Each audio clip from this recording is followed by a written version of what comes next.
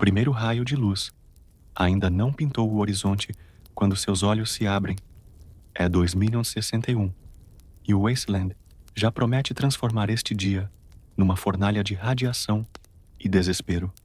Sua boca está seca, como o próprio deserto que se estende além das portas de aço do Vault 13. O suor frio percorre sua espinha enquanto você desperta na cama estreita. O colchão fino oferecendo pouco conforto contra a dureza da estrutura subterrânea. O Pip-Boy, no seu pulso, emite um brilho verde fantasmagórico na penumbra do seu quarto. Vault Dweller, uma palavra que carrega o peso de uma civilização perdida e a esperança de um futuro incerto. O ar-condicionado artificial sussurra através dos dutos de ventilação, mas você pode sentir que algo está errado. O som habitual da maquinaria que mantém seu mundo funcionando parece irregular. Como um coração batendo fora do ritmo, suas mãos encontram o tecido azul e amarelo do macacão do Vault. Ainda limpo demais para este mundo que você está prestes a conhecer. O número 13, bordado no peito direito, parece queimar contra sua pele, lembrando-o de que você não é apenas mais um morador.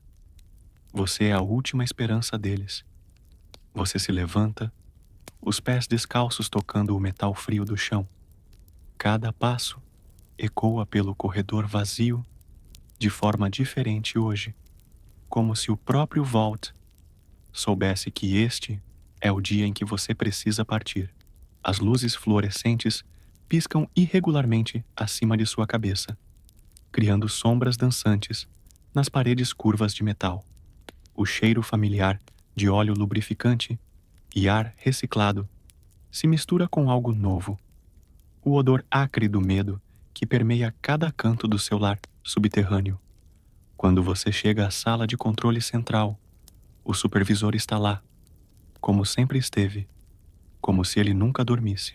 Sua figura curvada sobre os monitores parece menor hoje, diminuída pelo peso da responsabilidade que está prestes a transferir para seus ombros. Os cabelos grisalhos dele brilham sob a luz dos displays, e quando ele se vira para você, seus olhos carregam uma mistura de alívio e terror que faz seu estômago se contrair.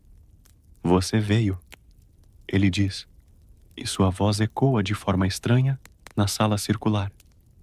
Eu sabia que viria. O supervisor se aproxima lentamente, cada passo deliberado, como se ele estivesse caminhando em direção ao próprio fim do mundo. O chip de controle de água falhou completamente durante a noite. Temos talvez 150 dias antes que... Ele não termina a frase, mas não precisa. Vocês dois sabem o que acontece quando a água acaba. Você engole em seco, sentindo o gosto metálico do medo na língua. O Pip-Boy, em seu pulso, parece mais pesado agora, como se o dispositivo soubesse que em breve estará registrando níveis de radiação mortal, ao invés de apenas monitorar seus sinais vitais em segurança. Suas mãos tremem ligeiramente, enquanto você observa os gráficos vermelhos nos monitores, números que representam a morte lenta de todos que você já conheceu. Vault Tech deve ter equipamentos de reposição. Você diz, sua própria voz soando estranha em seus ouvidos, em outros vaults ou nas instalações da superfície. Mas mesmo enquanto fala, você sabe que está se agarrando a fios de esperança tão finos quanto teias de aranha. O mundo lá fora morreu há mais de 80 anos, consumido pelo fogo nuclear que transformou a civilização em cinzas radioativas. O supervisor assente gravemente, entregando-lhe um mapa impresso em papel amarelado. O papel range entre seus dedos como folhas mortas, e a tinta desbotada mostra um mundo que pode não existir mais. Existe um Vault Tech Depot marcado aqui. Ele aponta para um ponto no mapa, mas sua voz carece de convicção. e há rumores de outros Vaults na região. Se ao menos um deles ainda estiver funcionando, você dobra o mapa cuidadosamente, guardando-o no bolso interno do macacão. O papel está morno contra seu peito, como um coração batendo fora do lugar. Quando você olha para o supervisor novamente, vê lágrimas nos olhos do homem mais velho, a primeira vez que o viu chorar em toda a sua vida. Isso torna tudo real, de uma forma que os números nos monitores não conseguiam. Preciso de equipamentos, você diz, tentando manter a voz firme. Armas, remédios, provisões. O supervisor assente e o conduz através dos corredores familiares, que agora parecem diferentes, como se você já fosse um estranho, visitando um lugar que uma vez chamou de lar. Cada porta que passa, cada rosto conhecido que vê pelos cantos dos olhos, pode ser a última vez. No armário de emergência, suas mãos encontram uma pistola 10mm, o metal frio e pesado contra sua palma. Você nunca disparou uma arma contra um ser vivo, apenas nos simuladores do Vault. Mas o peso da pistola em sua mão direita parece natural, como se ela sempre tivesse pertencido ali. Algumas células de energia para o Pip-Boy, uma dose de Red Away e provisões suficientes para alguns dias. É tudo o que você pode carregar, tudo o que se interpõe entre você e a morte no Wasteland. A caminhada até a entrada principal do Vault nunca pareceu tão longa. Seus pés fazem eco nos corredores vazios, o som reverberando pelas paredes de metal como um tambor funeral. Algumas pessoas saem de suas acomodações para observar sua passagem, rostos pálidos e preocupados que você conhece desde criança. Ninguém diz nada, mas seus olhos falam volumes. Você é a esperança deles caminhando. E todos sabem que a esperança é uma coisa frágil no mundo pós-nuclear. A porta do Vault se ergue diante de você, como uma muralha impossível. A engrenagem gigantesca no centro brilhando sob as luzes de emergência. Você nunca a viu aberta. Nunca imaginou que seria o primeiro a atravessá-la desde que foi selada durante a Grande Guerra. O mecanismo geme e range, enquanto o supervisor insere os códigos, cada som metálico ecoando através do Vault, como os gemidos de um gigante adormecido. Lembre-se, o supervisor diz, enquanto a porta começa a se abrir lentamente, revelando um túnel escuro que se estende em direção à superfície. Você não é apenas um morador do Vault 13. Você é a continuação de uma tradição, o guardião de conhecimento que o mundo perdeu. Não importa o que encontre lá fora. Não se esqueça de quem você é. O ar que vem do túnel é diferente, mais seco, carregado de poeira e algo mais. Algo que faz sua pele formigar. Radiação. Você respira fundo, enchendo os pulmões com o ar reciclado do Vault pela última vez, saboreando o gosto familiar de casa antes de dar o primeiro passo em direção ao desconhecido. Seus pés tocam a superfície irregular do túnel e você pode sentir pequenos pedregulhos se movendo sob as solas dos sapatos. O Pip-Boy, em seu pulso, começa a emitir cliques suaves. O contador Geiger detectando os primeiros traços de radiação ambiental. É um som que se tornará a trilha sonora constante de sua jornada. Um lembrete perpétuo de que você deixou a segurança para trás. A luz natural atinge seus olhos pela primeira vez quando você emerge do túnel. E é nada como você imaginou. O sol não é o orbe dourado dos livros pré-guerra, mas uma bola pálida e doentia filtrada através de nuvens cinzentas que nunca se dissipam completamente. O céu tem uma tonalidade amarelada que faz tudo parecer doente, como se o próprio ar estivesse contaminado. O Wasteland se estende diante de você como uma paisagem de pesadelo. A terra é vermelha e rachada, pontilhada por estruturas retorcidas de metal que uma vez foram árvores e edificações ocasionais que se erguem do solo como dentes quebrados. Não há verde em lugar algum, apenas tons de marrom, vermelho e cinza que se estendem até o horizonte distorcido pelo calor. Você dá seus primeiros passos na superfície e o solo range sob seus pés com uma textura que lembra vidro moído. O ar é quente e seco, sugando a umidade de seus lábios e fazendo seus olhos arderem. Cada respiração traz o gosto de poeira e metal, com um subtom químico que faz sua garganta queimar ligeiramente. O vento sopra constantemente através do Wasteland, um som baixo e lamentoso que carrega consigo detritos microscópicos que arranham sua pele exposta. Você puxa a gola do macacão mais alto, tentando proteger o pescoço da abrasão constante. O Pip-Boy em seu pulso clica mais rapidamente agora, registrando níveis de radiação que fariam qualquer morador do Vault entrar em pânico. Suas primeiras horas na superfície são uma educação brutal sobre este novo mundo. O sol, mesmo filtrado pelas nuvens perpétuas, queima sua pele com uma intensidade que você nunca experimentou. O calor parece drenar a energia diretamente de seus ossos, fazendo cada passo uma batalha contra a exaustão.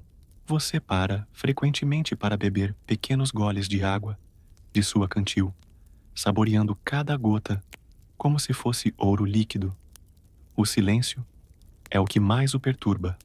Onde deveria haver pássaros cantando, insetos zumbindo, ou pelo menos o som de vegetação balançando no vento, há apenas o ruído constante do ar radioativo passando por estruturas mortas. Ocasionalmente, você ouve um som distante, um rangido metálico, um estrondo surdo, ou algo que pode ser um grito carregado pelo vento. Mas quando para escutar atentamente, só encontra silêncio novamente. Seguindo o mapa amarelado, você caminha em direção ao que deveria ser a cidade de Shady Sands. De acordo com as anotações pré-guerra, deveria ser uma comunidade próspera, com alguns milhares de habitantes. Em vez disso, você encontra apenas fundações de concreto rachado e pilhas de escombro, que podem ter sido casas um dia. Mas então, você vê fumaça subindo ao longe. O primeiro sinal de vida que encontrou desde que deixou o Vault. Aproximando-se cautelosamente, você descobre que Shady Sands ainda existe, mas como uma sombra do que um dia foi. É um pequeno assentamento, cercado por muros improvisados, feitos de chapas de metal enferrujadas e entulho. Guardas em roupas remendadas observam sua aproximação com uma mistura de curiosidade e suspeita. Suas armas, uma coleção eclética de armas de fogo improvisadas e armas brancas caseiras, apontadas em sua direção geral. "Alto aí, estranho!" grita um dos guardas. Um homem de meia idade, com uma barba grisalha e uma cicatriz que corta seu rosto do olho esquerdo até o canto da boca. "Você não parece ser daqui. Esse macacão, você é de um Vault?" A pergunta carrega uma mistura de admiração e desconfiança que você não esperava. Você levanta as mãos lentamente, mostrando que não representa uma ameaça imediata. "Sou do Vault 13. Você responde, sua voz rouca pela poeira e pelo calor. "Estou procurando um chip de controle de água. Meu povo está morrendo." As palavras saem mais facilmente do que você esperava, mas carregam um peso que faz o guarda baixar ligeiramente sua arma. "Vault 13, é?" O guarda troca olhares com seus companheiros. "Ouvimos histórias sobre esse lugar. Achávamos que era só mais um mito do Wasteland." Ele se aproxima, estudando você com olhos que viram coisas demais para sua idade. Você parece limpo demais para ser daqui de fora. Quanto tempo faz que saiu do seu buraco no chão? Hoje de manhã, você admite. E a admissão traz risos ásperos dos guardas. Não é crueldade, você percebe, mas a risada de pessoas que se lembram de quando também eram inocentes. Preciso falar com quem está no comando. É uma questão de vida ou morte. O interior de Shady Sands é um estudo em sobrevivência improvisada. Construções baixas, feitas de qualquer material disponível, se aglomeram ao redor de um poço central, a fonte de vida da comunidade. Pessoas em roupas desbotadas e remendadas param para observar sua passagem, seus rostos marcados pelo sol impiedoso e pela luta constante pela sobrevivência. Crianças, com olhos grandes demais para seus rostos magros, se escondem atrás das saias de suas mães. Você é conduzido a uma construção ligeiramente maior que as outras, onde encontra Aradesh, o líder da comunidade. Ele é um homem de idade indefinida, com cabelos brancos prematuros e mãos calejadas pelo trabalho duro. Quando você explica sua situação, ele escuta com atenção, assentindo gravemente, em intervalos regulares. Um chip de controle de água. Ele murmura, esfregando a barba enquanto pensa. Não temos nada assim aqui, mas... Ele se levanta e caminha até uma estante improvisada, retirando um livro desgastado. Há rumores de instalações Voltec no norte. A cidade de Hub pode ter o que você procura. Eles comercializam com todos os tipos de tecnologia pré-guerra.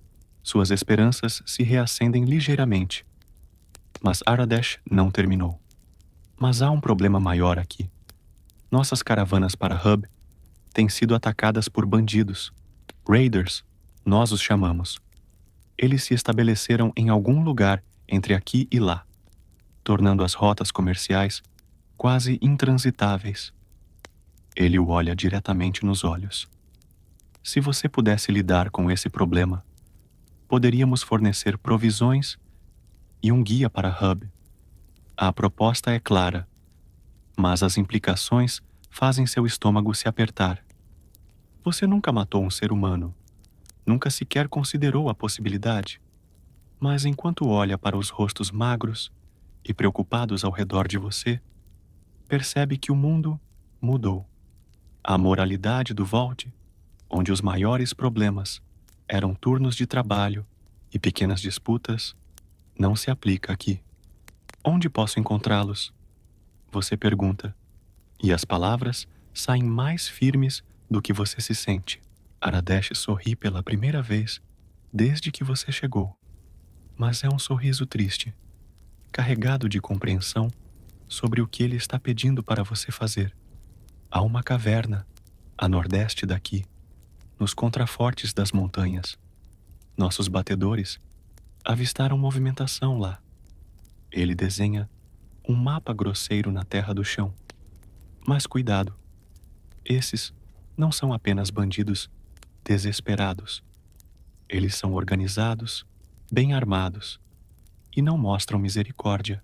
Você passa a noite em Shady Sands, dormindo em um catre emprestado em uma das casas da comunidade. Mas o sono não vem facilmente. O silêncio é diferente aqui.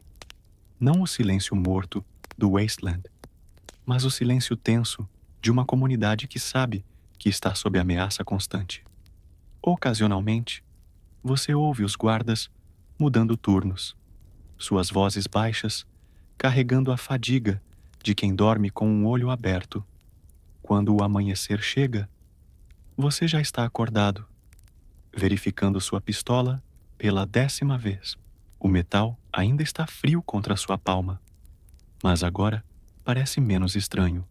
Uma das mulheres da comunidade, uma senhora de meia-idade chamada Katja, lhe oferece um café da manhã simples, pão duro e água levemente radioativa que faz seu Pip-Boy clicar suavemente.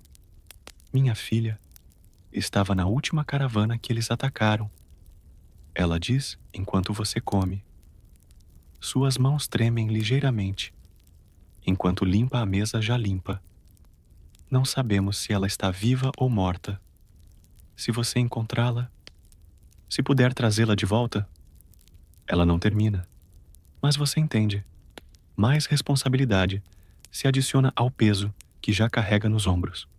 A caminhada até as montanhas leva a maior parte da manhã. O terreno se torna progressivamente mais rochoso e acidentado, oferecendo mais sombra, mas também mais lugares para emboscadas. Você se encontra parando frequentemente, escutando atentamente qualquer som que possa indicar perigo. O vento nas rochas cria ecos estranhos, fazendo você pular as sombras que se revelam apenas formações rochosas. Você encontra a caverna exatamente onde Aradesh disse que estaria. Uma abertura escura na face da montanha, cercada por equipamentos abandonados e lixo que indica ocupação recente. Fumaça sobe de dentro da caverna e você pode ouvir vozes ocasionais ecoando das profundezas. Seu coração bate mais rápido, bombeando adrenalina através de suas veias. Aproximando-se cautelosamente, você consegue ouvir fragmentos de conversa. Próxima caravana passa amanhã. Vendê-los em Hub por bom dinheiro. A garota não para de chorar. As palavras confirmam seus piores medos sobre o destino da filha de Katia e outros cativos. Sua mão encontra a pistola no coldre, dedos se ajustando ao cabo, com uma familiaridade que o surpreende. O treinamento no Volt, que sempre pareceu apenas exercício acadêmico, agora se torna conhecimento vital.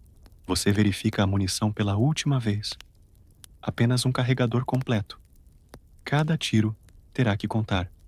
A entrada da caverna está mal guardada. Apenas um raider relaxado, fumando algo que faz seus olhos vermelhos e vidrados. Ele não o vê se aproximar pelas sombras das rochas, e quando finalmente percebe sua presença, já é tarde demais. Seu primeiro ato de violência no Wasteland não é com a pistola, mas com uma pedra do tamanho do punho que encontra no chão. O som do impacto é mais alto do que você esperava, ecoando através da entrada da caverna. O raider cai sem um som, sangue escorrendo de um corte na testa. Você o observa por um momento, esperando sentir remorso ou náusea. Mas em vez disso, encontra apenas uma determinação fria. Este homem estava preparado para matar você sem pensar duas vezes. Você arrasta o corpo para trás de uma formação rochosa e pega sua arma, um rifle de caça em condições surpreendentemente boas. A munição é limitada, mas cada cartucho representa uma chance a mais de sobrevivência. Você verifica o rifle rapidamente, múscula a memória do treinamento no Volt, guiando suas mãos através da inspeção da arma. O interior da caverna é um labirinto de túneis naturais, expandidos e modificados pelos raiders. Tochas improvisadas projetam sombras dançantes nas paredes de pedra, criando um jogo constante de luz e escuridão que faz cada canto parecer uma ameaça potencial. O ar é espesso com fumaça, suor e outros odores menos agradáveis que fazem você respirar pela boca. Movendo-se através dos túneis, você conta pelo menos uma dúzia de raiders espalhados pela base. Eles estão relaxados, confiantes em sua segurança, e isso funciona a seu favor. Um por um, você os elimina silenciosamente quando possível, usando a pistola apenas quando necessário. Cada morte fica mais fácil, não porque você se torna cruel, mas porque entende que este é o preço da sobrevivência no Wasteland. No fundo da caverna, você encontra as celas improvisadas, onde mantém os cativos. A filha de Katia está lá, Uma garota de talvez 16 anos, com olhos que viram coisas demais para sua idade. Ela não é a única. 3 outros comerciantes captivos estão apinhados na cela, todos mostrando sinais de maus tratos, mas ainda vivos. Você veio nos salvar? A garota sussurra quando você se aproxima das barras improvisadas. Há esperança em sua voz, mas também medo, como se ela mal ousasse acreditar que a salvação é possível. Você força a fechadura com uma das chaves que tirou de um dos raiders, e a sensação de ver esperança genuína retornar aos rostos deles vale cada momento de terror que você enfrentou. A fuga é mais complicada do que a infiltração. Com 4 pessoas adicionais para proteger, mover-se silenciosamente se torna quase impossível. Você é forçado a confrontar os raiders restantes em combate direto. E é aqui que o treinamento do Vault realmente prova seu valor. Seus tiros são precisos, econômicos e eficazes. Cada bala encontra seu alvo. Quando vocês finalmente emergem da caverna para a luz solar filtrada, você realizou algo que transformará como o Wasteland o vê. Você não é mais o morador ingênuo do Vault que deixou sua casa esta manhã.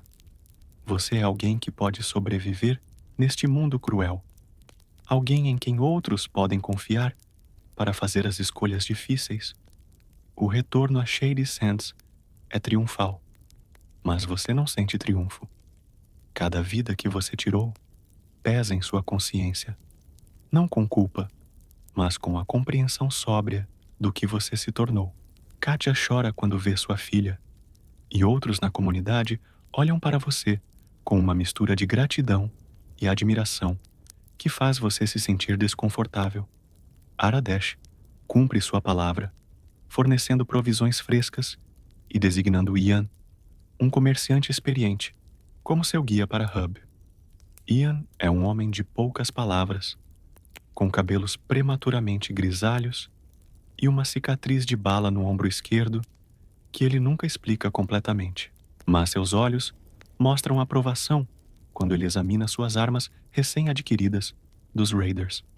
A jornada para Hub leva 3 dias, através de um terreno que se torna progressivamente mais traído. Vocês passam pelos restos de cidades pré-guerra, onde arranha-céus quebrados se erguem do chão, como monumentos à ubris humana. A radiação, nesses locais, é intensa o suficiente para fazer seu Pip-Boy clicar constantemente, forçando-os a fazer desvios que adicionam horas à viagem. Vê aquelas torres ali? Ian aponta para um conjunto de estruturas distantes que brilham fracamente na luz do sol. Costume ser Los Angeles. Levou um impacto direto durante a guerra. Ainda brilha no escuro, se você souber o que quero dizer. Ele cospe na terra ressecada. Ninguém vai lá e volta para contar sobre isso. Durante as noites, quando vocês acampam em ruínas abandonadas ou abrigos naturais, Ian conta histórias sobre o Wasteland que ajudam você a entender este mundo novo. Ele fala sobre o Master, uma entidade misteriosa que está criando um exército de supermutantes em algum lugar ao sul. Ele menciona a Brotherhood of Steel, uma organização quase militar que acumula tecnologia pré-guerra, e ele sussurra sobre os Deathclaws, criaturas que fazem os Raiders parecerem uma ameaça menor. O mundo mudou, Ian diz na segunda noite, enquanto vocês dividem uma lata de carne enlatada que deveria ter expirado há décadas. As regras antigas não se aplicam mais. Você aprende isso rápido ou morre. Você está aprendendo. Há aprovação em sua voz, mas também tristeza, como se ele se lembrasse de sua própria transformação de pessoa civilizada em sobrevivente. Hub, quando vocês finalmente a alcançam, é diferente de qualquer coisa que você imaginou. É uma cidade construída ao redor de um oásis, literalmente. Água limpa, não radioativa, borbulha do chão no centro da cidade, criando um pequeno lago que sustenta não apenas a população humana, mas também alguns dos únicos vegetation verde que você viu desde que deixou o Vault. A cidade em si é um estudo de contrastes. Edifícios pré-guerra parcialmente restaurados se misturam com construções improvisadas, feitas de entulho e chapas de metal. Comerciantes de todo o Wasteland se reúnem aqui, criando um mercado constante, onde qualquer coisa pode ser comprada por um preço. O ar vibra com o ruído de negociações, discussões e o som ocasional de violência sendo resolvida da maneira rápida. Seu primeiro contato em Hub é com os Water Merchants, uma organização que controla a maior parte do comércio de água na região. Eles operam de um edifício imponente perto do centro da cidade. Suas guardas bem armadas e profissionais de uma forma que faz os raiders da caverna parecerem amadores desorganizados. Um chip de controle de água do Vault Tech. O comerciante-chefe, um homem gordo chamado Darren Hightower, ri quando você explica sua necessidade. Meu amigo, você está falando de tecnologia que vale mais do que esta cidade inteira. Mesmo que eu tivesse uma, e estou não dizendo que tenho, o preço seria astronômico. Você sente suas esperanças despencarem. Mas Hightower não terminou. No entanto, ele continua, seus olhos pequenos brilhando com ganância. Há sempre maneiras de negociar. Você ouviu falar dos Crimson Caravan? Eles são nossos maiores competidores, controlando as rotas comerciais do norte. Se algo acontecesse com eles, digamos, se suas caravanas começassem a enfrentar dificuldades, eu poderia estar mais inclinado a procurar por esse chip que você precisa. A implicação é clara, e ela faz você se sentir doente. Hightower está pedindo para você sabotar ou atacar caravanas inocentes, potencialmente matando pessoas que estão apenas tentando ganhar a vida neste mundo difícil. Você balança a cabeça, recusando-se a considerar a proposta, mas isso apenas faz Hightower dar de ombros desinteressadamente. Sua escolha, ele diz, mas a oferta permanece em aberto. Quando você perceber quão desesperada a sua situação realmente é, você sabe onde me encontrar. Saindo dos Water Merchants, você se sente mais perdido do que em qualquer momento desde que deixou o Vault. Ian o encontra em uma das tavernas da cidade, onde você está contemplando um copo de algo que pode tecnicamente ser chamado de álcool, embora tenha gosto de combustível de foguete. Não conseguiu o que precisava? Ian pergunta, deslizando para o assento, ao lado do seu. Você balança a cabeça, explicando a proposta de Hightower. Ian escuta em silêncio, então assenta pensativamente. Há outros lugares para procurar. A Brotherhood of Steel pode ter o que você precisa, ou conhecimento sobre onde encontrar. Eles são obcecados com tecnologia pré-guerra. Onde posso encontrá-los? Você pergunta, agarrando-se a qualquer esperança. Ian hesita por um momento. Então se inclina mais perto, baixando a voz. Há um bunker, alguns dias a leste daqui, mas eles não são amigáveis com estranhos. Você precisaria provar seu valor de alguma forma, mostrar que tem algo que eles querem ou podem precisar. Ele pausa, estudando seu rosto. Ou você poderia tentar o Boneyard. Há rumores de instalações Vault-Tec intactas lá, mas é território de supermutantes agora. Supermutantes. Você ouviu Ian mencionar essa palavra antes, mas sempre como algo distante, uma ameaça em algum lugar no horizonte. Agora, Confrontado com a possibilidade de entrar voluntariamente no território deles, a realidade do que isso significa começa a se estabelecer. Estas não são ameaças humanas, que você pode raciocinar ou superar através de táticas convencionais. Você passa mais 2 dias em Hub, explorando a cidade e coletando informações. O que você descobre não é encorajador.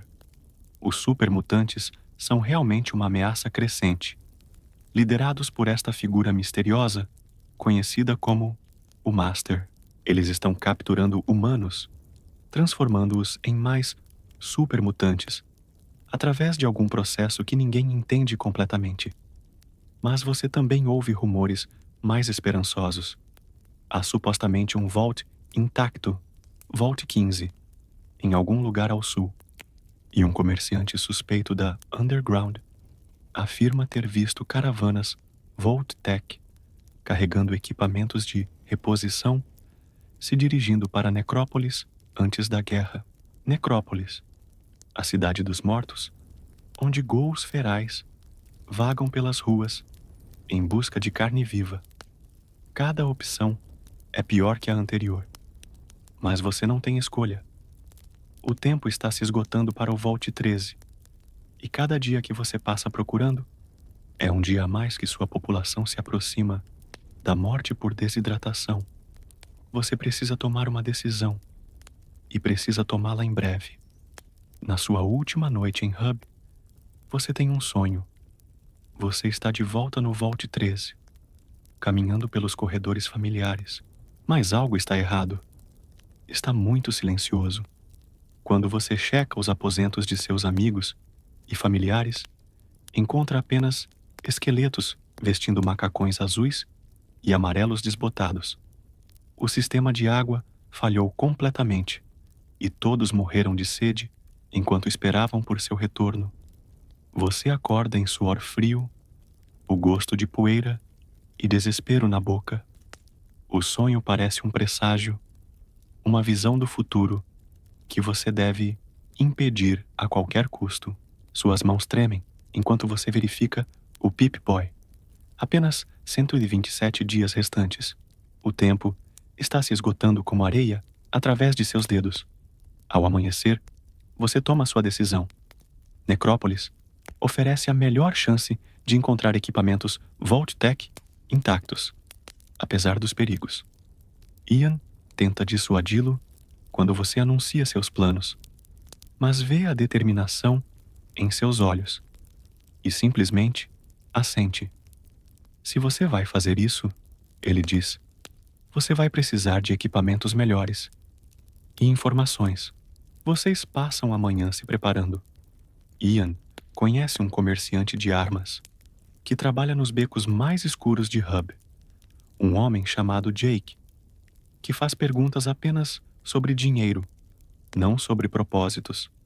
Sua loja é um buraco na parede literal, escavado na fundação de um edifício pré-guerra, iluminado apenas por tochas que fazem as sombras dançarem nas paredes, forradas de armamentos.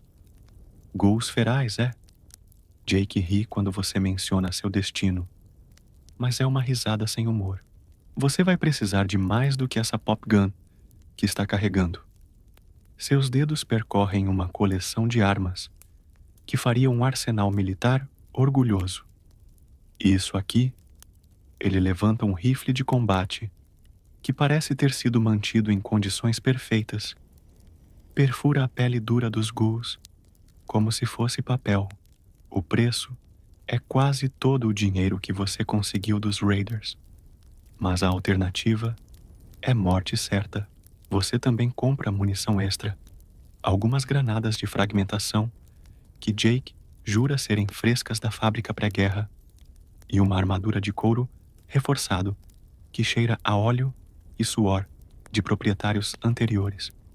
Quando você veste a armadura, ela se ajusta melhor do que você esperava, como se tivesse sido feita para alguém com seu biótipo exato. Ian se recusa a acompanhá-lo além de Hub. Eu tenho família aqui, ele explica, e você pode ver o peso da responsabilidade em seus olhos. O mesmo peso que você carrega pelo Volt 13. Mas posso lhe dar direções precisas. Siga a estrada antiga para o sul por 2 dias. Quando vir as torres de resfriamento da usina nuclear, você saberá que está chegando perto. A despedida de Hub é mais melancólica do que você esperava. Nos poucos dias que passou lá, começou a apreciar a energia caótica da cidade, a forma como pessoas de backgrounds completamente diferentes se reuniam para comercializar e sobreviver. É uma versão corrompida e perigosa do que a civilização costumava ser, mas ainda é civilização. A estrada para Necrópolis leva você através de um terreno que se torna progressivamente mais desolado. As poucas plantas que você viu perto de Hub desaparecem completamente, substituídas por formações rochosas estranhas que foram deformadas pela radiação. Algumas parecem quase cristalinas, brilhando fracamente com uma luz própria que faz seu Pip-Boy clicar de forma preocupante. No primeiro dia, você encontra os restos de uma caravana. Os esqueletos ainda estão nos assentos dos carros, as roupas desbotadas pelo tempo e pelos elementos. Mas não foram os elementos que mataram essas pessoas. As marcas nos ossos contam uma história diferente. Marcas de dentes, garras e algo pior. Você não fica por muito tempo para investigar. A segunda noite, você acampa nas ruínas de um posto de gasolina pré-guerra. As bombas de combustível ainda estão de pé, como sentinelas oxidadas, guardando nada. Dentro do pequeno edifício da loja, você encontra esqueletos, atrás do balcão. O proprietário e talvez sua família, que morreram em seus postos quando as bombas caíram. Há algo profundamente comovente na lealdade deles ao dever, mesmo no fim do mundo.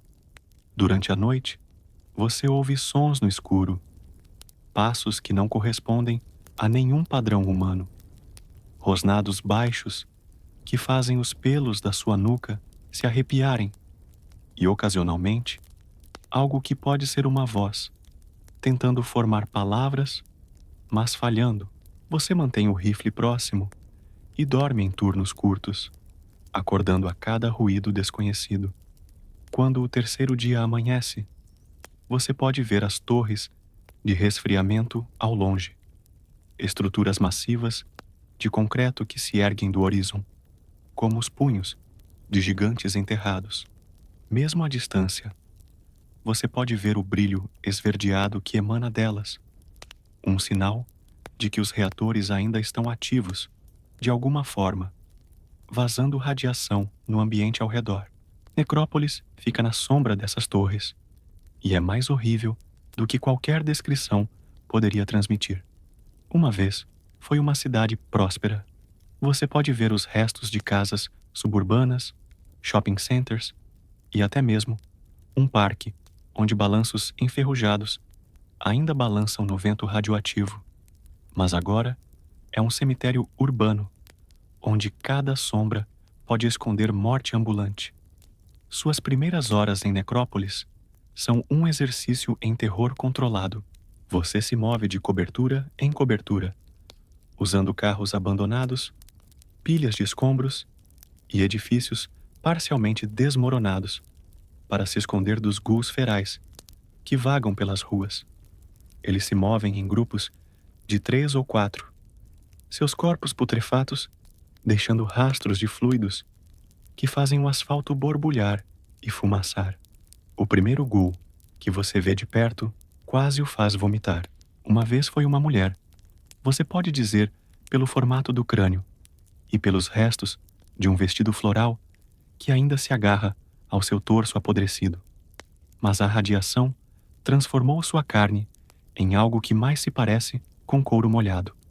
E seus olhos são poços brancos, leitosos, que de alguma forma ainda podem detectar movimento. Quando ela o vê, a criatura emite um som que é meio gemido, meio grito, e começa a se mover em sua direção com uma velocidade surpreendente. Seu primeiro tiro erra. Seus nervos ainda não se ajustaram completamente à realidade do combate contra mortos-vivos. O segundo tiro acerta no peito, jogando o ghoul para trás, mas ele se levanta novamente, aparentemente sem sofrer danos. É só quando seu terceiro tiro acerta a cabeça que a criatura finalmente para de se mover, desmoronando como um fantoche com cordas cortadas. O som dos tiros atrai mais ghouls, e você se vê correndo através das ruas arruinadas de Necrópolis, perseguido por uma dúzia de mortos famintos. Eles são mais rápidos do que você esperava, mas menos coordenados. Você consegue dividi-los usando as ruínas como obstáculos, eliminando-os um por um quando ficam separados do grupo. Depois que a poeira baixa, você se encontra em pé, no meio de uma rua cheia de corpos genuinamente mortos desta vez. Suas mãos tremem ligeiramente, não de medo, mas de adrenalina. Você está começando a entender por que alguns sobreviventes do Wasteland desenvolvem um vício em combate. Há algo intensamente vivo sobre enfrentar a morte e vencer. Explorando mais profundamente na cidade, você encontra evidências de que nem todos os ghouls são ferais. Há sinais de organização, barricadas que foram erguidas de forma inteligente, suprimentos armazenados de maneira sistemática e até mesmo alguns grafites que mostram pensamento racional. Alguns dos ghouls mantiveram sua humanidade, mesmo enquanto seus corpos apodreciam. É em um edifício que uma vez foi uma biblioteca pública que você encontra o primeiro ghoul inteligente. Ele está sentado em uma cadeira de leitura, um livro aberto no colo, como se tivesse sido congelado no meio de uma tarde de estudo tranquila. Quando você entra, ele levanta os olhos, ou o que restou deles, e fala com uma voz que soa como papel sendo amassado. Um smooth skin, ele diz, usando o termo que os ghouls aplicam aos humanos normais. Há quanto tempo não vejo um de vocês por aqui? Sou Seth, prefeito não oficial desta metrópole em decomposição. Há humor negro em sua voz, e você percebe que, apesar de sua aparência horrível, este ghoul manteve não apenas sua inteligência, mas também sua personalidade. Você explica sua missão, e Seth escuta com interesse genuíno. Tecnologia Vault-Tec, é? Ele reflete, seus dedos descarnados tamborilando no braço da cadeira. Sim, eu me lembro de comboios chegando aqui antes da guerra. Estabeleceram um depósito no distrito industrial, perto das torres de resfriamento. Mas há um problema. Claro que há um problema. No Wasteland, sempre há um problema. O Master estabeleceu um posto avançado lá. Supermutantes patrulham a área, procurando humanos para capturar e converter. Seth se inclina para a frente, sua voz baixando para um sussurro. Mas se você pudesse lidar com eles, remover esta ameaça da nossa cidade, talvez possamos chegar a um acordo.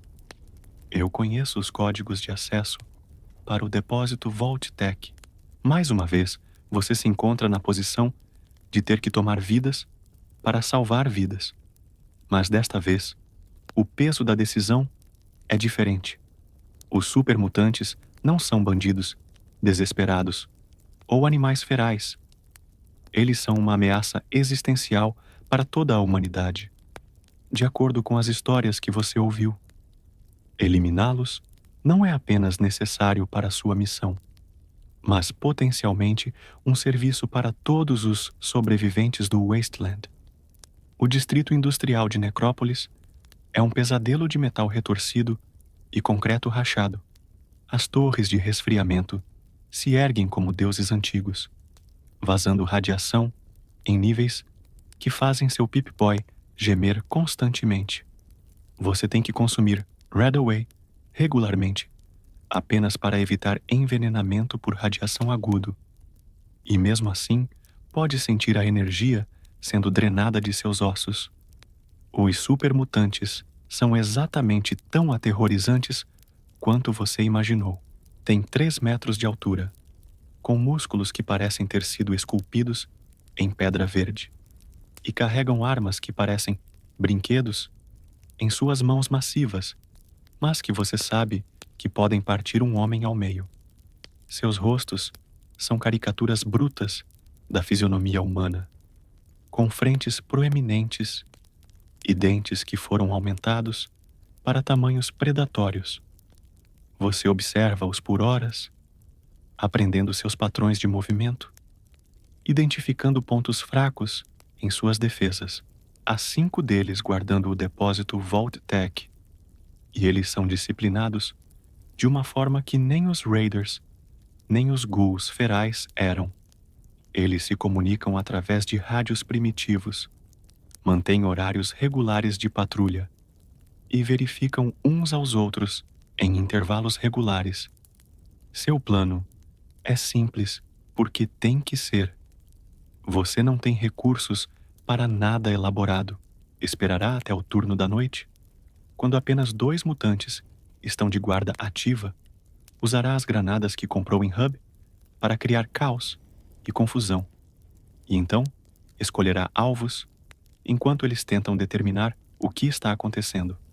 A primeira granada explode exatamente onde você planejou, derrubando uma parede parcialmente danificada sobre um dos supermutantes. A criatura sobrevive, mas fica momentaneamente atordoada, dando-lhe tempo para posicionar a segunda granada. A explosão desta ressoa através do distrito industrial como um trovão, e você pode ouvir alarmes começando a soar em algum lugar na distância. O que se segue é o combate mais intenso de sua vida. Os supermutantes são incrivelmente resistentes.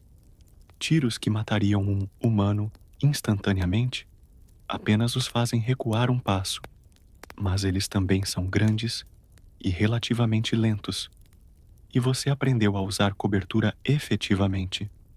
O rifle de combate que Jake vendeu prova seu valor, perfurando mesmo a pele dura dos mutantes quando você acerta os pontos vitais.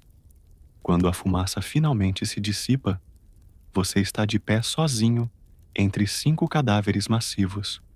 Seus ouvidos zunidos dos tiros e explosões, sua armadura está manchada com sangue, tanto seu quanto deles, e suas mãos tremem com tanto de adrenalina quanto de exaustão. Mas você está vivo, e o caminho para o depósito Vault-Tec está aberto. O interior do depósito é uma cápsula do tempo da América pré-guerra. As luzes ainda funcionam, alimentadas por algum gerador subterrâneo que sobreviveu ao apocalipse. Prateleiras se estendem do chão ao teto, carregadas com equipamentos Vault-Tec, ainda em suas embalagens originais. E lá, em uma seção marcada Componentes Críticos de Sistema, você encontra o que veio procurar: um chip de controle de água, idêntico ao que falhou no Vault 13. Suas mãos tremem enquanto você pega o pequeno dispositivo. É tão insignificante, não maior que a palma de sua mão, mas representa a diferença entre vida e morte para todos que você conhece e ama.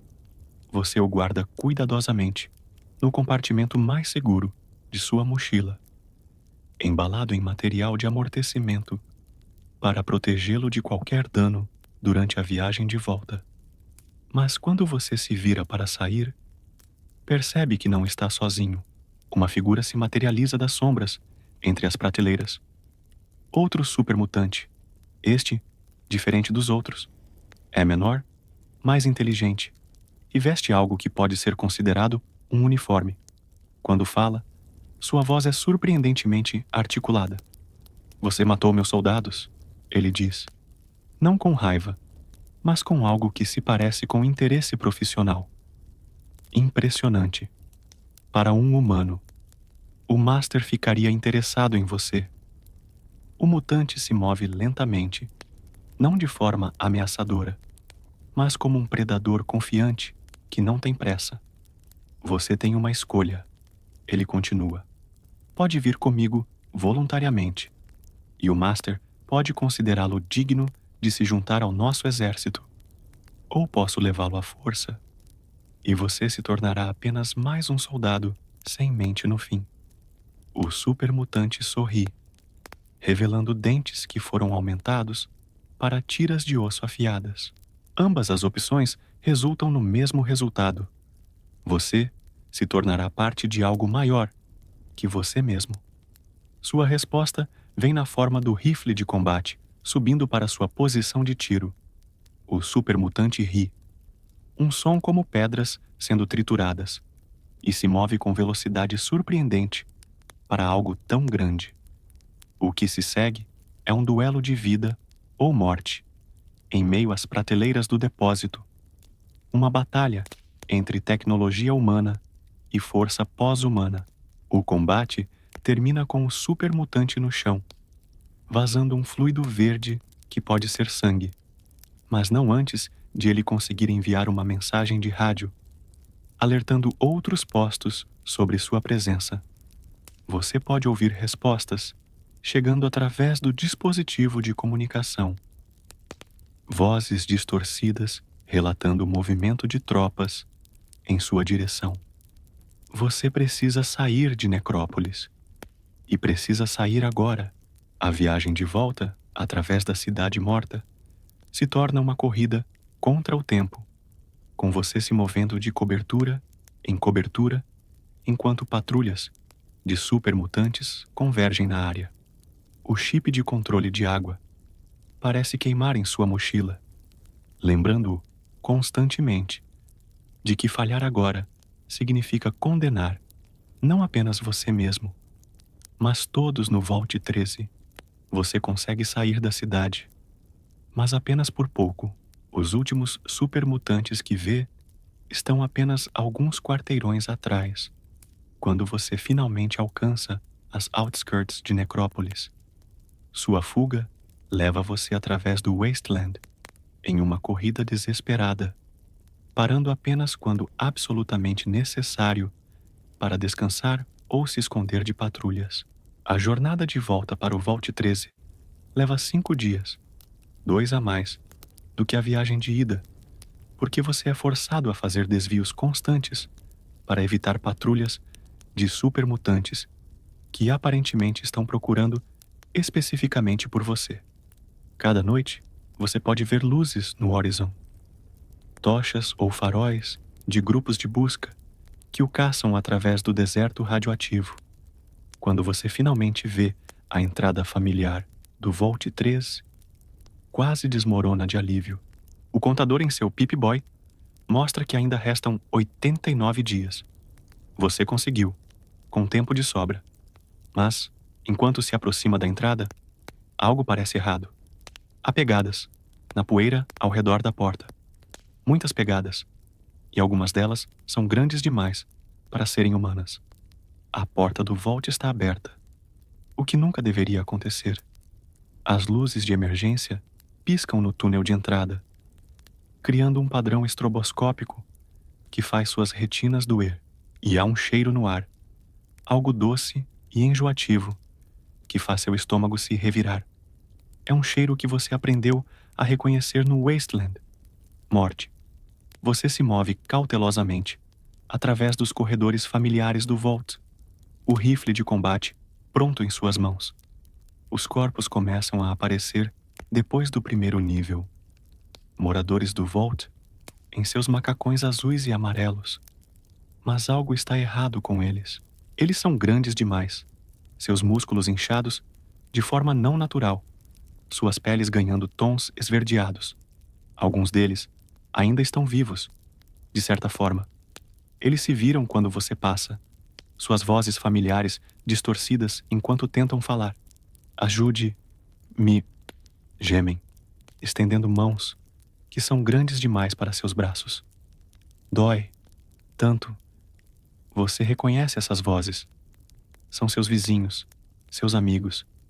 pessoas com quem cresceu. No nível mais profundo do Vault, você encontra o supervisor.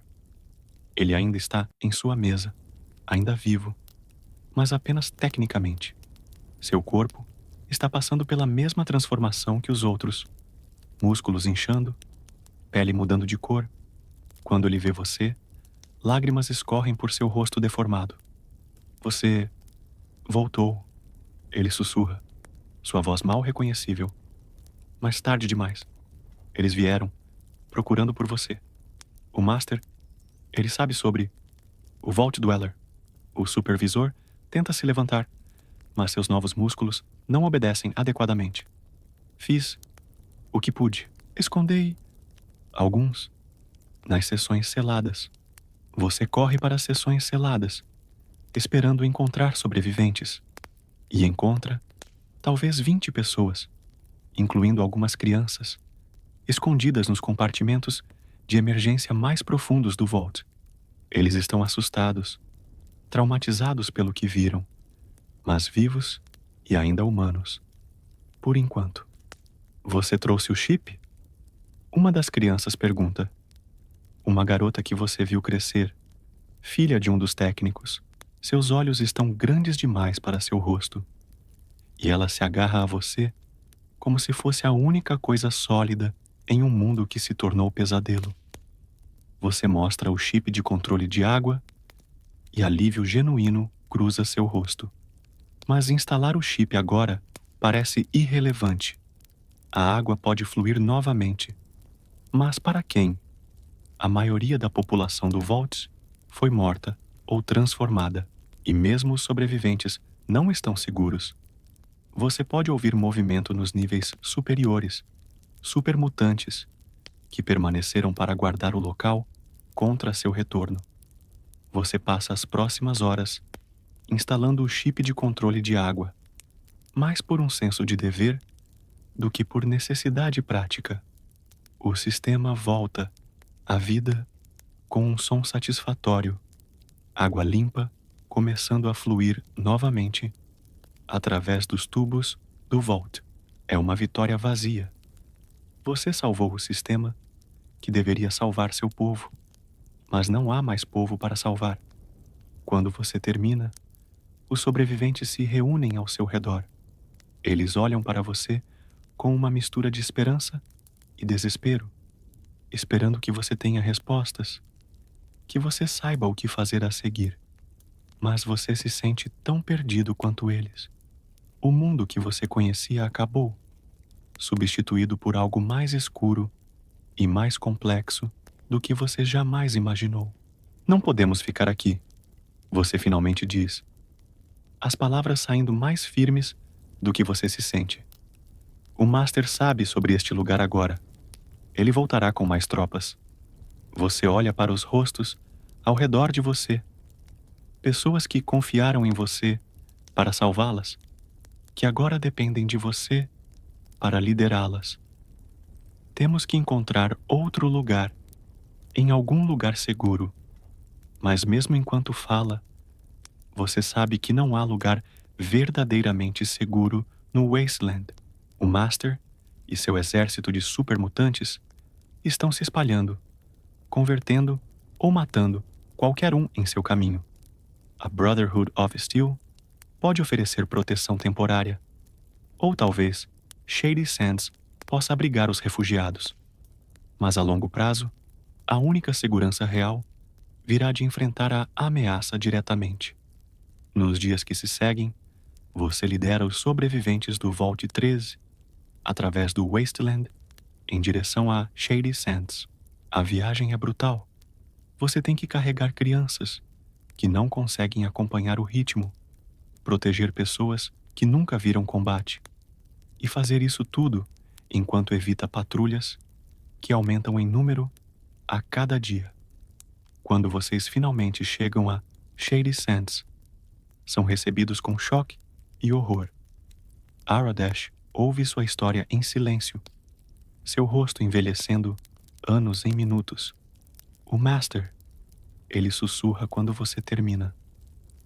Então as histórias são verdadeiras.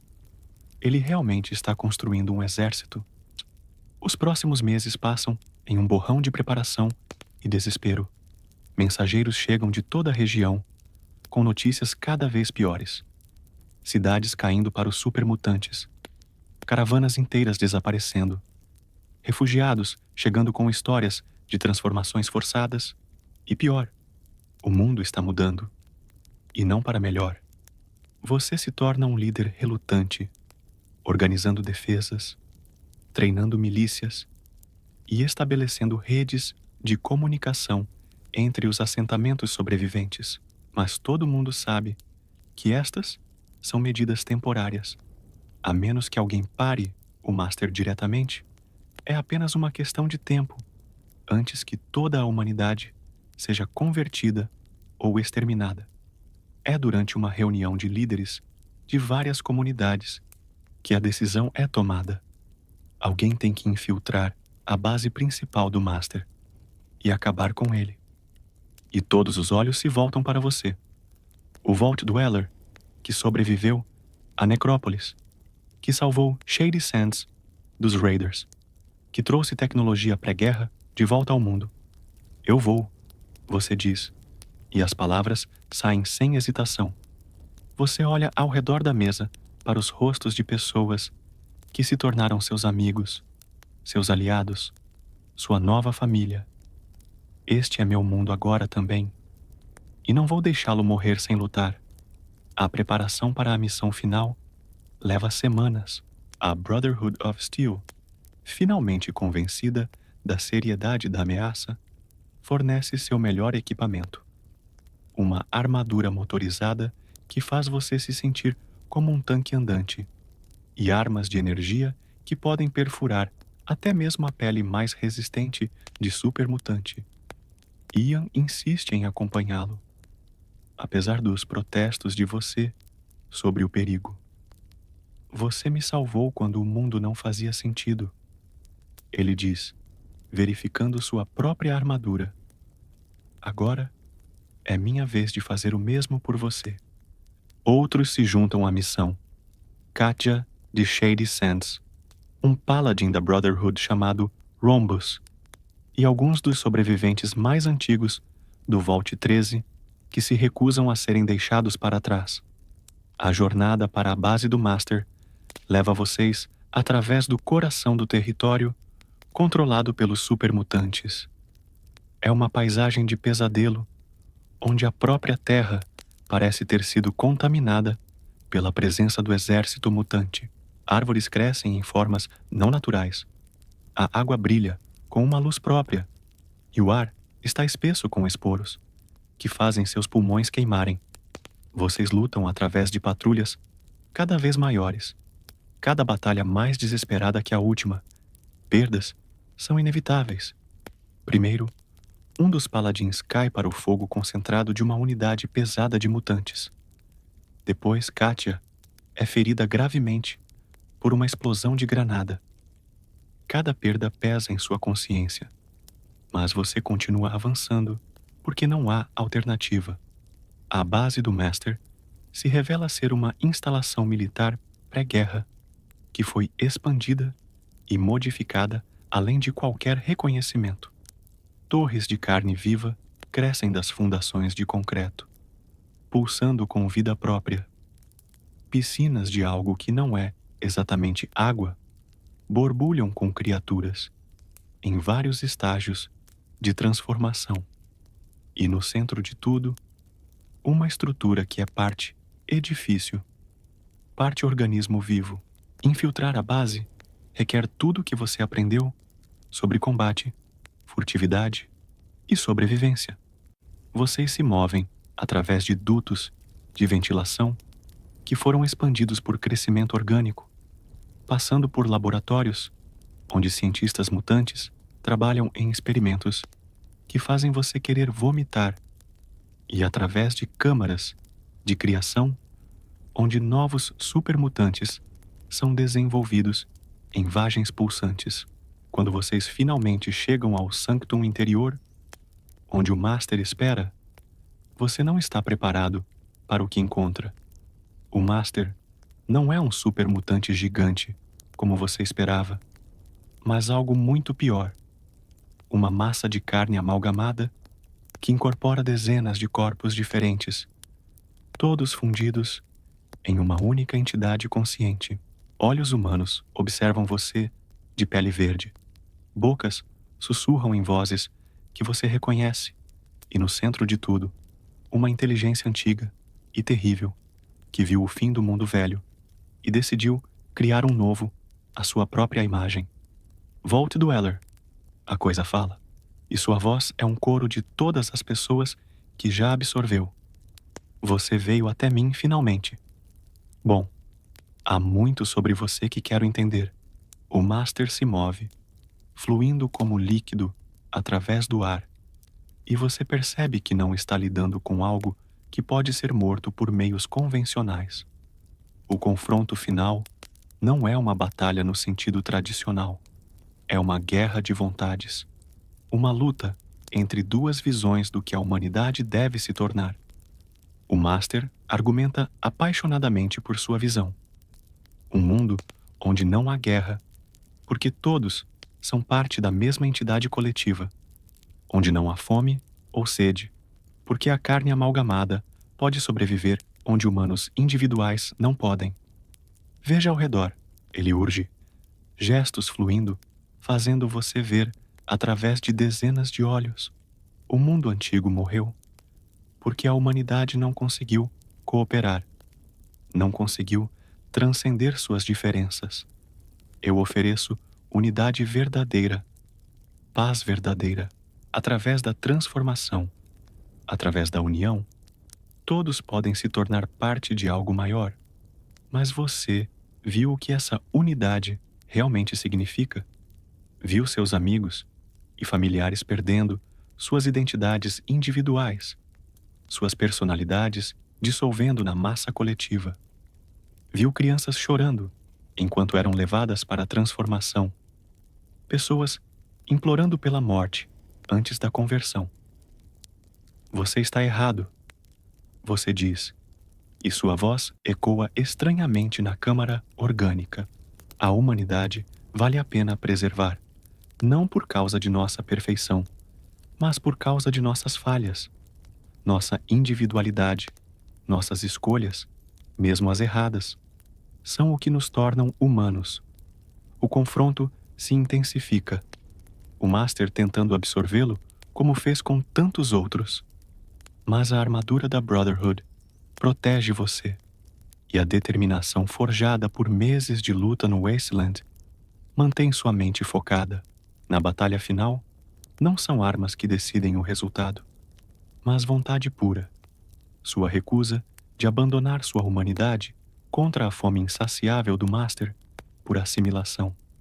Quando tudo termina, a base do Master está desmoronando ao redor de vocês. A morte da entidade central causa uma reação em cascata que destrói toda a estrutura orgânica que ele criou. Vocês correm através de corredores que se deterioram, passando por laboratórios que explodem em chamas verdes, enquanto todo o complexo se consome de dentro para fora. Vocês escapam por pouco, emergindo para a superfície, enquanto a base implode atrás de vocês. O exército de supermutantes, privado da liderança central do Master, se fragmenta em grupos menores, que são rapidamente eliminados pelas forças combinadas dos assentamentos livres. A guerra acabou, mas há um custo terrível. Nos meses que se seguem, você ajuda a reconstruir o que pode ser salvo. Os sobreviventes do Vault 3 se estabelecem em várias comunidades, espalhando seu conhecimento técnico e ajudando a elevar o nível de vida geral. Você se torna algo de uma lenda viva, o Vault Dweller, que salvou o Wasteland do Master. Mas as vitórias vêm com seu próprio peso. Você carrega cicatrizes, tanto físicas quanto mentais, que nunca cicatrizam completamente. Pesadelos sobre as vozes dos transformados, memórias do peso da armadura motorizada e o conhecimento constante de que foi sua jornada do Vault que chamou a atenção do Master para Vault 13 em primeiro lugar. Anos passam. O Wasteland lentamente se cura, com novas comunidades se formando e rotas comerciais se reestabelecendo. A tecnologia pré-guerra é gradualmente reintegrada na sociedade, não para reconstruir o mundo antigo, mas para criar algo melhor. Você se estabelece em uma pequena casa nos arredores de Shady Sands, um lugar simples, feito de madeira recuperada e chapas de metal polidas até brilharem como espelhos. É um lar modesto, mas tem janelas voltadas para o leste, permitindo que você observe o sol nascer sobre um mundo que você ajudou a salvar. O jardim atrás da casa cresce verduras que nunca existiram antes da guerra. Plantas híbridas, adaptadas à radiação residual, criando uma beleza estranha e resiliente. Suas manhãs começam cedo, não porque você precise, mas porque os sonhos ainda vêm ocasionalmente. Sonhos onde você caminha pelos corredores vazios do Vault 13, onde o Master sussurra promessas de unidade através das paredes, onde Ian grita seu nome, enquanto é transformado em algo que não é mais humano. Nessas manhãs, você se levanta antes do amanhecer e caminha pelo Wasteland, até que o sol queime as sombras das memórias. O Pip-Boy ainda está em seu pulso, embora raramente o use agora. Tornou-se mais um talismã do que uma ferramenta, um lembrete tangível da jornada que o trouxe de morador ingênuo do Vault a o que você é agora. Líder, lenda, sobrevivente. As palavras não parecem adequadas para descrever a transformação que você sofreu, tanto externa quanto interna. Visitantes vêm regularmente, jovens de várias comunidades, que ouviram as histórias e querem ver o famoso Vault Dweller com seus próprios olhos. Você os recebe educadamente. Oferece água limpa. Sempre água limpa. Você nunca conseguiu superar completamente a paranoia sobre a escassez de água e escuta suas histórias sobre como o mundo mudou desde sua aventura. Uma manhã, 3 anos após a queda do Master, uma visitante diferente aparece à sua porta. É uma mulher jovem, vestindo o macacão azul e amarelo familiar. Outra, Vault Dweller. Mas seu número é diferente. Vault 8. Seus olhos carregam o mesmo olhar perdido que você se lembra de ter quando emergiu pela primeira vez na superfície. Meu nome é Sarah, ela diz, sua voz tremendo ligeiramente. Nosso Vault houve um acidente, um vazamento de radiação na seção norte. Perdemos 30 pessoas antes que conseguíssemos selar a área. Ela para, engolindo com dificuldade. Os outros moradores votaram para me mandar para a superfície. Procurar ajuda. Procurar você. Você a convida para entrar, preparando café real, uma das luxúrias que suas aventuras tornaram possíveis, e escuta sua história. É familiar, de forma dolorosa. Um Vault enfrentando crise, moradores desesperados, uma pessoa escolhida para enfrentar o mundo hostil lá fora. A roda da história girando novamente. Você vai me ajudar? Ela pergunta quando termina. E há tanto esperança quanto medo em sua voz. Todos falam sobre você como se fosse... não sei. Como se fosse maior que a vida. A jornada para o Vault 8 leva vocês através de territórios que você não visitou desde os primeiros dias, após deixar o Vault 13. O Wasteland mudou. A mais verde agora. Pequenas fazendas pontilhando a paisagem, onde antes havia apenas desolação. Caravanas comerciais movem-se ao longo de rotas estabelecidas, guardadas por milícias bem treinadas, em vez de bandidos desesperados. Mas nem tudo mudou para melhor. Mas você parece tão Normal. Você ri. Um som que soa estranho, mesmo para seus próprios ouvidos. Normal é relativo no Wasteland, você diz. Mas sim, vou ajudá-la. Não porque sou especial, mas porque já estive onde você está agora. Você se levanta, movendo-se em direção ao closet, onde mantém sua armadura e armas. E porque ninguém deveria enfrentar esse mundo sozinho, há novas ameaças também. Cultos que adoram a radiação como uma força divina. Mercenários que vendem seus serviços para quem pagar mais. E criaturas, mutantes, que evoluíram além das formas que você conhecia. O mundo está se curando, mas cicatrizes deixam marcas permanentes. Sarah prova ser uma companheira capaz, embora inexperiente. Ela tem boa mira com um rifle, um entendimento intuitivo de tecnologia, que rivaliza com o seu. E mais importante, a determinação necessária para sobreviver quando tudo fica difícil. Watching her adapt to Wasteland Life é como ver sua própria jornada refletida em um espelho distorcido. O Vault 8 está localizado sob as ruínas do que uma vez foi uma pequena cidade universitária. A radiação na área é mais alta que o normal, não perigosamente alta, mas o suficiente para explicar por que nenhuma comunidade se estabeleceu aqui. Quando vocês encontram a entrada, você pode imediatamente ver o problema. O sistema de ventilação externa está danificado, permitindo que material radioativo infiltre no Vault. É reparável, você diz, após uma inspeção cuidadosa. Mas precisaremos de peças específicas, e alguém vai ter que trabalhar em um ambiente altamente radioativo. Você olha para Sarah, vendo a compreensão nos olhos dela. Isso pode ser uma sentença de morte, mas vocês não viajaram tanto para desistir agora. Nos dias que se seguem, vocês trabalham juntos para reparar o sistema de ventilação, usando equipamentos que você coletou de várias fontes ao longo dos anos. O trabalho é perigoso e exaustivo, realizado em turnos curtos para minimizar a exposição à radiação. Durante as pausas, vocês conversam sobre a vida nos vaults, sobre como é deixar a única casa que você já conheceu, sobre o peso da responsabilidade que vem com ser o escolhido para salvar sua comunidade. Sarah fala sobre sua vida antes da crise.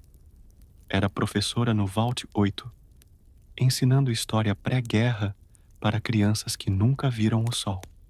Sempre me perguntei como seria. Ela admite uma noite, enquanto vocês descansam nas ruínas da cidade universitária. O mundo lá fora, as histórias faziam parecer aterrorizante e maravilhoso ao mesmo tempo. Ela olha para você através do fogo da fogueira. Era? Você considera a pergunta cuidadosamente. Ambos.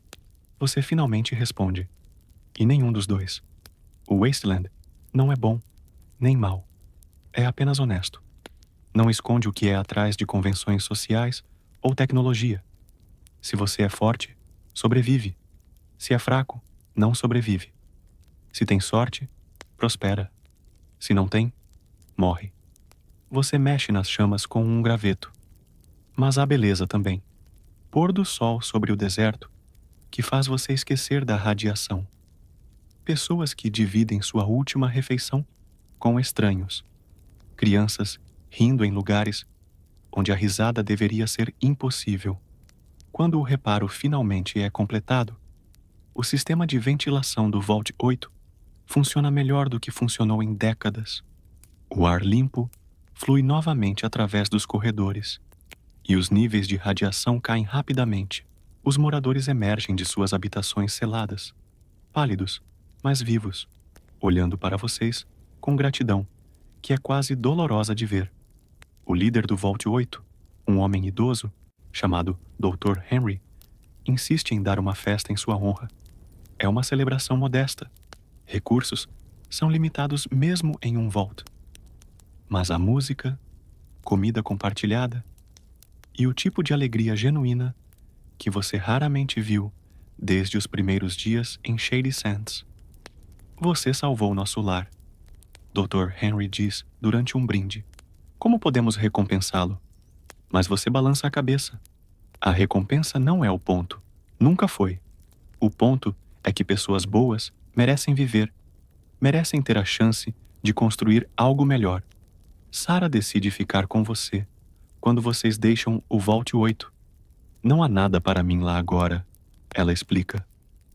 Eu o salvei, mas no processo me tornei parte do mundo exterior. Como você. Há tristeza em sua voz, mas também determinação. E há mais pessoas lá fora que precisam de ajuda. Nos meses que se seguem, vocês dois se tornam uma equipe, viajando pelo Wasteland e ajudando comunidades em crise. Sarah traz uma perspectiva fresca aos problemas que vocês enfrentam, e sua experiência como professora se mostra inestimável ao lidar com disputas entre assentamentos. Você, por sua vez, fornece a experiência de combate e conhecimento do Wasteland, que mantém vocês dois vivos em situações perigosas. A parceria evolui naturalmente para algo mais profundo. Não é romance no sentido tradicional. O Wasteland não permite luxúrias, como corte elaborada ou grandes gestos românticos. Em vez disso, é construído sobre confiança absoluta, compreensão mútua e o tipo de conexão que só pode formar quando duas pessoas enfrentaram a morte juntas, repetidamente. Vocês se casam em uma cerimônia simples, em Shady Sands, com Aradesh oficiando e praticamente toda a comunidade presente. Ian serve como seu padrinho. Embora ele esteja visivelmente mais velho agora, cabelos completamente grisalhos e um pé manco de um encontro com Raiders, alguns anos antes. A cerimônia é realizada ao pôr do sol, porque Sarah insiste que é quando Wasteland fica mais bonito. Sua lua de mel é uma viagem para o que resta de Las Vegas, uma cidade que foi apenas parcialmente destruída na guerra, e desde então se reconstruiu como um centro de comércio e entretenimento. É surreal ver máquinas caça-níqueis funcionando com energia solar, ao lado de comerciantes vendendo água purificada e medicamentos pré-guerra. Mas a paz nunca dura muito no Wasteland. Durante sua estadia em Vegas, mensageiros chegam com notícias perturbadoras. Uma nova facção surgiu no leste, chamando-se Enclave. Eles afirmam ser o governo americano legítimo e estão estabelecendo território através de conquista militar. Pior, eles têm tecnologia que rivaliza ou supera qualquer coisa que você já viu. O primeiro confronto com o Enclave acontece 6 meses depois, quando uma de suas patrulhas ataca uma caravana comercial perto de Hub. Vocês chegam à cena para encontrar destruição, que vai além de qualquer coisa que Raiders, ou mesmo supermutantes, poderiam causar. Os veículos não foram apenas destruídos, foram vaporizados, deixando apenas silhuetas de metal derretido na areia. Armas de energia avançadas, Sarah murmura, examinando os restos. Além de qualquer coisa nos arquivos do Vault. Ela se levanta, dusting sand off her jumpsuit. Quem quer que sejam, eles têm recursos que fazem a Brotherhood of Steel parecer uma milícia local. Os meses seguintes trazem mais ataques, cada um mais devastador que o último. O Enclave não está interessado em território ou recursos. Eles querem eliminação completa de todas as populações mutantes, o que aparentemente inclui qualquer um que tenha sido exposto à radiação. Em outras palavras, praticamente todos no Wasteland. A guerra que se segue é diferente de qualquer coisa que você enfrentou antes. Este não é um conflito entre tecnologia pré-guerra e armas improvisadas, mas uma batalha entre duas visões completamente diferentes do que a América deveria ser. O enclave vê o Wasteland e seus habitantes como uma infecção a ser limpada. Você e seus aliados veem uma nova civilização que merece a chance de crescer. A campanha final leva vocês para a costa oeste, onde o enclave estabeleceu sua base principal em uma plataforma de petróleo offshore, que foi convertida em uma fortaleza flutuante. A infiltração requer tudo o que vocês aprenderam sobre guerra, diplomacia e sobrevivência nos últimos anos. A batalha na plataforma é brutal e desesperada.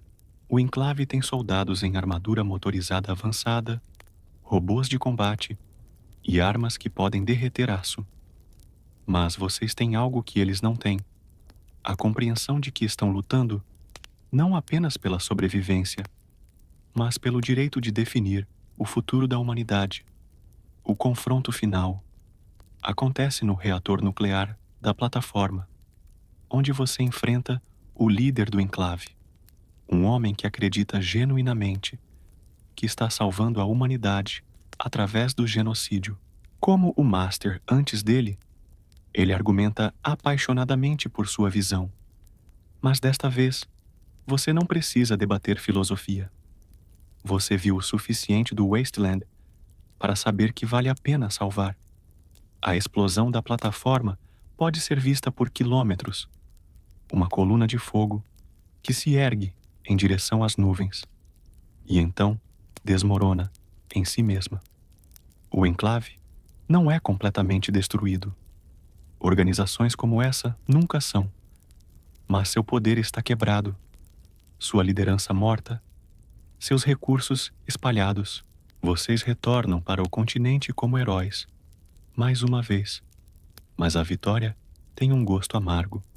Muitos amigos foram perdidos na guerra, incluindo Ian, que morreu segurando uma posição para permitir que civis escapassem de um ataque do enclave.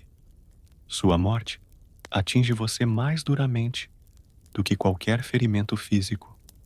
Ele sabia. Sarah diz, quando vocês estão de pé sobre o túmulo improvisado de Ian, em uma colina com vista para Shady Sands. Sabia que não sairia daquela batalha, mas fez isso mesmo assim. Ela pega sua mão, seus dedos entrelaçando com os seus. É isso que nos torna humanos. A escolha de sacrificar por outros. Os anos que se seguem são mais pacíficos. Vocês se estabelecem permanentemente em Shady Sands, que cresceu de um pequeno assentamento para uma cidade próspera. Você serve no conselho da cidade, ajudando a mediar disputas e planejar para o futuro. Sarah estabelece a primeira escola formal da região, ensinando não apenas habilidades práticas, mas história e filosofia. Crianças nascidas no Wasteland pós-Master crescem ouvindo histórias sobre suas aventuras, mas para elas são apenas histórias. Elas nunca conheceram um mundo onde supermutantes marchavam pelo deserto ou onde o enclave ameaçava exterminar toda a vida impura. Para elas, o mundo sempre teve comércio próspero, comunidades seguras e a expectativa de que o amanhã seria melhor que hoje. Uma dessas crianças é seu próprio filho, nascido 10 anos após a queda do enclave. Marcos tem seus olhos, mas o cabelo dourado de Sarah e uma curiosidade sobre o mundo que às vezes faz você sorrir e às vezes o faz se preocupar. Ele faz perguntas sobre os velhos tempos que você não tem certeza de como responder. Pai, ele pergunta uma noite enquanto vocês estão sentados no alpendre observando as estrelas. Por que você teve que matar todas essas pessoas? Nas histórias, quero dizer, é uma pergunta inocente, mas que atinge o coração da questão que você tem lutado há décadas.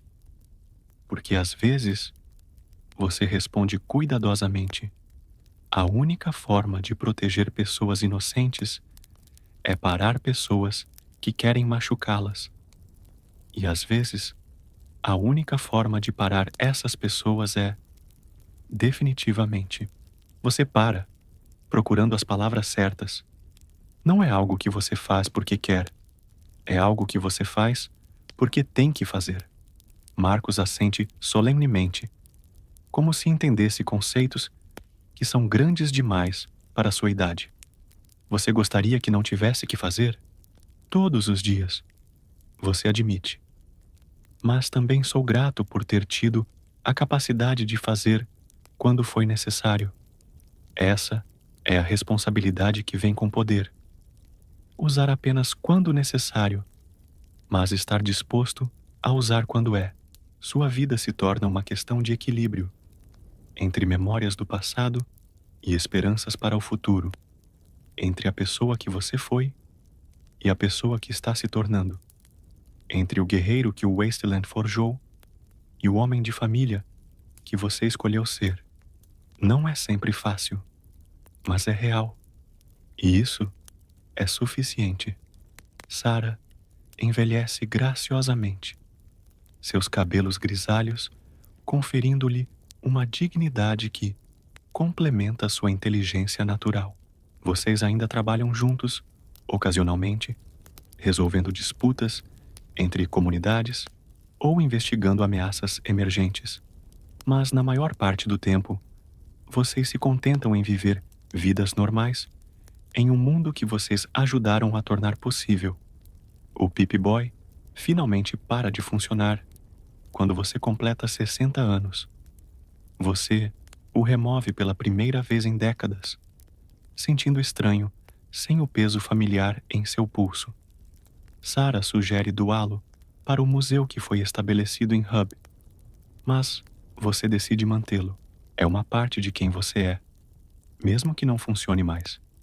Seus últimos anos são pacíficos, de uma forma que você nunca imaginou possível quando emergiu do Vault 13 há tanto tempo. Você tem netos que correm pelo seu quintal, uma esposa que ainda o faz rir, e a satisfação de ver uma civilização crescer e prosperar ao seu redor. O Wasteland ainda existe, mas agora é pontilhado com oásis de esperança e progresso. Quando você finalmente morre, em paz, em sua própria cama, cercado por família, o mundo perde não apenas um herói, mas um símbolo, o Vault Dweller, que mostrou que uma pessoa comum pode fazer diferença extraordinária, que civilização pode ser reconstruída mesmo após apocalipse total, que esperança é mais forte que desespero. Seu funeral é uma celebração que dura 3 dias, com representantes de comunidades de todo o continente oeste vindo prestar homenagem.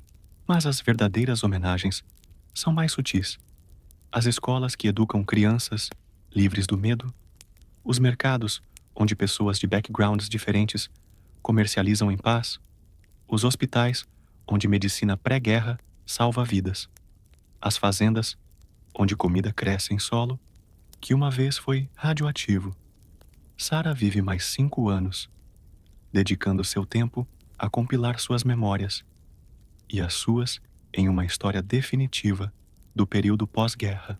O livro se torna texto padrão em escolas por toda a região, ensinando gerações futuras sobre o preço da liberdade e a importância de nunca desistir da esperança. O Vault 13 eventualmente se torna um memorial. Suas salas preservadas, exatamente como eram quando você partiu. Visitantes caminham pelos corredores onde você cresceu, veem a sala de controle onde o supervisor lhe deu sua missão e emergem na superfície onde sua jornada verdadeiramente começou. É um lembrete tangível de onde a nova civilização teve suas raízes. E assim, a história do Vault Dweller se torna lenda, e lenda se torna mito. Mas ao contrário de muitos mitos, este é construído sobre verdade. A verdade de que pessoas comuns podem fazer coisas extraordinárias quando confrontadas com necessidade extraordinária, que civilização é frágil, mas resiliente, que esperança pode florescer mesmo nos lugares mais desolados. O Wasteland que você deixou para trás não é o paraíso que existia antes da guerra, mas em muitas formas é melhor. É um mundo que aprendeu com os erros do passado, que valoriza cooperação sobre competição, que entende que sobrevivência depende não de força individual, mas de comunidade. É um mundo que foi forjado através de sofrimento, mas escolheu crescer através de compaixão. E no final, talvez seja esse o verdadeiro legado do Vault Dweller. Não as batalhas vencidas ou os vilões derrotados, mas a prova de que mesmo depois do fim do mundo, novos começos são possíveis, que mesmo nas cinzas da destruição total, sementes de esperança podem tomar raiz e crescer, que mesmo quando tudo parece perdido, uma pessoa com coragem suficiente pode mudar o curso da história. O sol se põe no Wasteland, como sempre fez, pintando o céu em tons de vermelho e dourado, que são ao mesmo tempo belos e melancólicos. Mas agora, pela primeira vez, em mais de um século, ele nasce sobre um mundo que tem motivos para esperar um amanhã melhor. E isso, mais do que qualquer monumento de pedra ou bronze, é o verdadeiro memorial ao Vault Dweller, um futuro que foi arrancado das garras do desespero através da força de vontade de uma pessoa que se recusou a desistir.